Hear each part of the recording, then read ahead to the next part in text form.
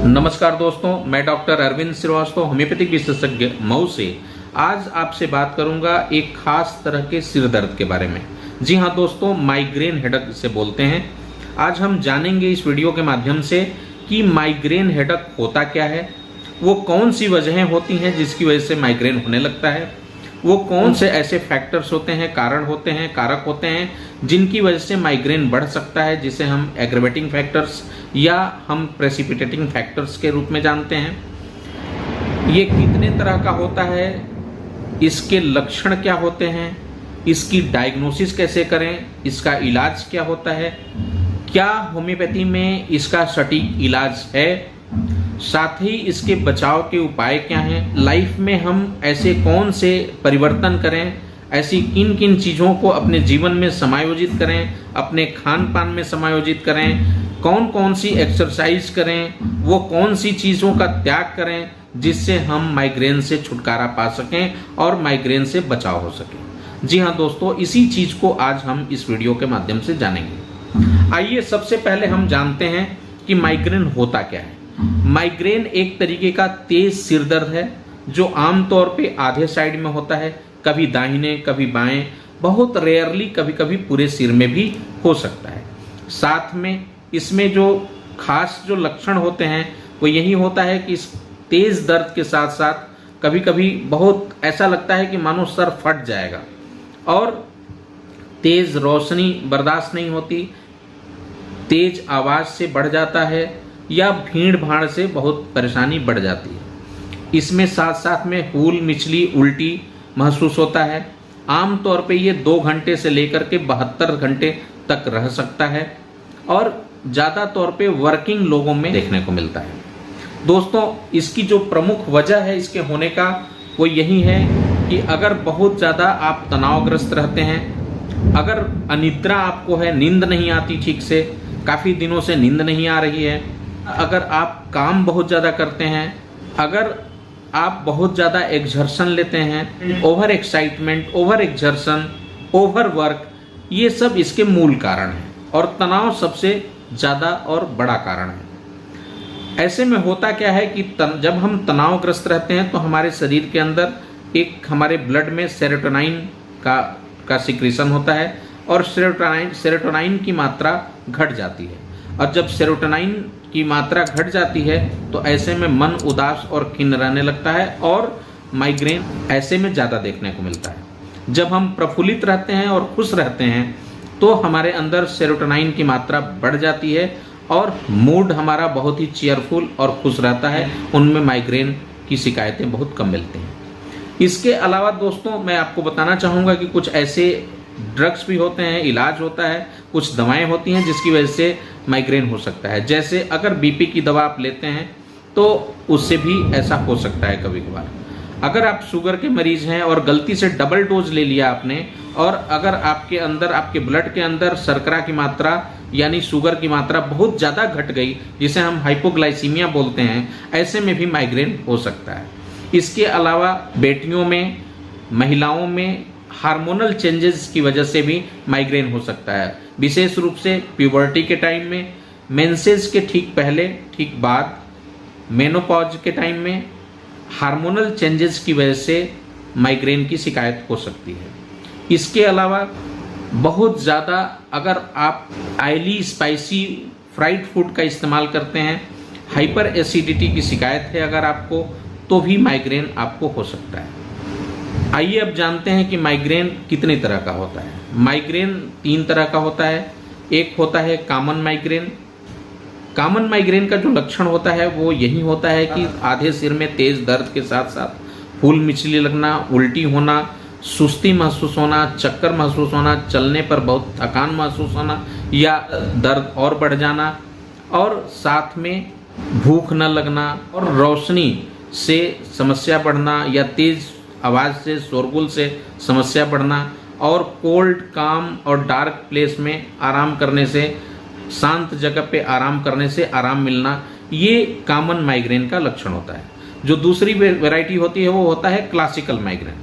उसमें ये सारे लक्षण मिल सकते हैं। इसके साथ साथ जो और लक्षण मिलता है वो ये है कि माइग्रेन का अटैक होने के ठीक पहले कुछ ऐसे खास लक्षण व्यक्ति के अंदर डेवलप होते हैं जो जिससे ये पता चल जाता है कि माइग्रेन होने वाला है, ये माइग्रेन का अटैक होने वाला है, जिसे हम लोग ऑरा बोलते हैं। उसमें कभी कभार ऐसा लगता है कि आंखों के सामने धुंधला दिखाई देने लगा, आंखों के सामने डैजलिंग लाइट चमकने लगा, तेज रोशनी चमकने लगी, इस तरह का। कभी कभी किसी किसी को डायरिया हो सकता है, कभी किसी किसी को पेट में दर्द लेकर के ये हो सकता है, कभी कभी किसी को नर्वसनेस होने लगती है।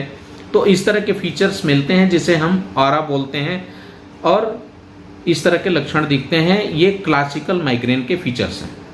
तीसरा जो होता है वो होता है कॉम्प्लिकेट माइग्रेन। कॉम्प्लिकेट माइग्रेन में ये सारे फीचर्स जो कॉमन और क्लासिकल में हैं ये होते हैं, और साथ साथ अगर उसमें कोई इस तरह के कॉम्प्लिकेशंस मिले, जैसे सीवियरली इतना तेज सर दर्द है कि व्यक्ति बेहोश हो जाए या उसको फालिज मार दे, तो इस तरह के अगर कॉम्प्लिकेशंस मिलते हैं उसे हम कॉम्प्लिकेट माइग्रेन कहते हैं। दोस्तों आइए हम जानते हैं कि इसकी डायग्नोसिस कैसे करें। डायग्नोसिस में सबसे ज़्यादा जो ज़रूरी है माइग्रेन हेडेक के बारे में, उसमें यही है कि मेडिकल हिस्ट्री बहुत ही इंपॉर्टेंट है। मेडिकल हिस्ट्री और साथ में क्लिनिकल सिम्टम्स या क्लिनिकल ऑब्जर्वेशंस, ये दोनों मिल करके 90% से ज़्यादा केसेस में डायग्नोसिस क्लियर कर देते हैं और ये पता चल जाता है कि ये माइग्रेन का ही केस है, कोई अन्य चीज़ नहीं है। लेकिन कुछ कुछ केसेस में कभी कभी और भी जांच की ज़रूरत पड़ती है। ऐसे में कभी कभी सीटी स्कैन हेड करा करके हम देखते हैं, एमआरआई ब्रेन करा करके देखते हैं, आवश्यकता अनुसार हम सीआरपी या ईएसआर टेस्ट कराते हैं ब्लड में। इसके साथ साथ कभी आवश्यकता पड़ती है तो हम लंबर पंचर करके इस सेरिब्रो स्पाइनल फ्लूइड सीएसएफ की जांच कराते हैं, और तो ये बात क्लियर हो जाती है कि माइग्रेन है या कोई अन्य चीज़ है। अब ये बात क्लियर हो गई कि ये माइग्रेन है, तो इसका इलाज क्या हो सकता है। आमतौर पे जो इसका इलाज है वो इसका दो पार्ट में हम इसे डिवाइड करते हैं। एक तो एक्यूट इलनेस, जब पेशेंट को बहुत सीवियर पेन है तो उसके पेन में हम कैसे उसको रिलीफ दें, यानी दर्द से कैसे राहत दें। और दूसरा, फिर से माइग्रेन अटैक न हो इसके लिए हम कोई मेडिसिन चलाएं जिसे हम प्रोफाइलेक्टिक मेडिसिन या प्रिवेंटिव मेडिसिन कहते हैं।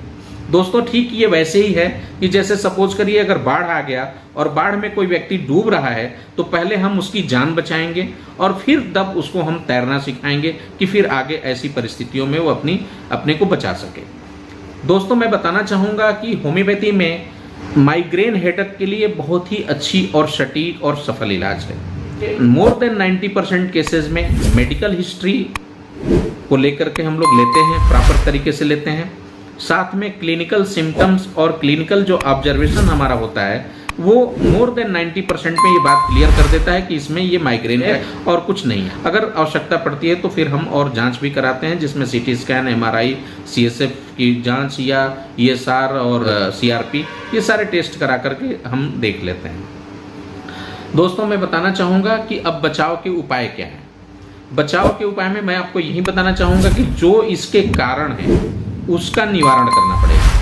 अगर बहुत स्ट्रेसफुल रहते हैं, बहुत तनाव में रहते हैं, अगर अनिद्रा है, आपको नींद नहीं आती, तो उसे आपको दूर करना पड़ेगा। आपको अपने लाइफ स्टाइल में दवा के साथ साथ, इलाज के साथ साथ अमूलचूल परिवर्तन करना होगा। समय से सोना, समय से जगना, early to bed early to awake, जो पुरातन चीज़ें हैं उसे हमें एडॉप्ट करना पड़ेगा। साथ ही अपने खान पान, ऑयली, स्पाइसी और जंक फूड, फ्राइड फूड, इन सारी चीज़ों को बंद करना होगा। साथ में अपने डाइट में हमको हरी साग सब्जियों का समावेश ज़्यादा करना होगा, ताजे फलों का सेवन ज़्यादा से ज़्यादा करना होगा, और कुछ ऐसी चीज़ें जो घरेलू उपचार के तहत है उनका हम उपयोग करके अपना बचाव कर सकते हैं। जैसे एक तो ये है कि अदरक का पानी, ये बहुत ही फायदेमंद है, अदरक का पानी। दूसरा, खड़े धनिया का पानी बहुत फायदेमंद है। तुलसी का रस या तुलसी का पत्ता काफ़ी फायदेमंद है। काली मिर्च, ये भी बहुत फायदेमंद है। दालचीनी पाउडर, इसका हम इस्तेमाल करें तो हमें काफ़ी हद तक आराम मिलेगा। इसके साथ साथ हमें कभी कोई ठंडा तेल का इस्तेमाल करके मसाज कराना चाहिए। बहुत तेज़ सर दर्द होता है तो सर को थोड़ा बहुत बांध भी सकते हैं, प्रेशर से भी इसमें काफ़ी आराम मिलता है। साथ ही हमें रिलैक्स करना चाहिए, ऐसी जगह पे आराम करना चाहिए जहाँ थोड़ा अंधेरा हो, जहाँ बहुत तेज़ रोशनी ना हो, शोरगुल ना हो, शांत जगह हो, ऐसी जगह पे आराम करने से काफ़ी रिलैक्स मिलता है। तो एक तो मूल कारणों को दूर करना होगा और साथ में अपने खान पान पे ध्यान देना होगा। योग प्राणायाम की जहाँ तक बात है वो बहुत ही फायदेमंद है। एक तो आप अपने जीवन में 30 से 40 मिनट का कुछ एक्सरसाइज, फास्ट वॉकिंग करनी चाहिए और योग प्राणायाम को शामिल करना चाहिए। इसमें सूर्य नमस्कार, अनुलोम विलोम और भ्रामरी ये बहुत ही फायदेमंद है। तो दोस्तों मैं बताना चाहूँगा कि होम्योपैथी में माइग्रेन हेडेक का पूरा सटीक और सफल इलाज है, लेकिन दवा आप अपने मन से कोई नहीं खरीदेंगे। आपको अपने आसपास के किसी एक्सपर्ट होम्योपैथिक फिजिशियन को दिखा करके और अपना इलाज कराना चाहिए। मुझे उम्मीद है ये वीडियो आपके काम का होगा, आपको ज़रूर पसंद आया होगा और उपयोगी साबित होगा। अगर आपको ये पसंद आया है तो आप इसे लाइक करें, कमेंट करें, इसको सब्सक्राइब करें और साथ ही एक और मैं कहूँगा कि आप ज़्यादा से ज़्यादा लोगों को शेयर करें, अपने दोस्तों, मित्रों, रिश्तेदारों को शेयर करें ताकि वो भी इसका लाभ उठा सकें। बहुत बहुत धन्यवाद दोस्तों, नमस्कार।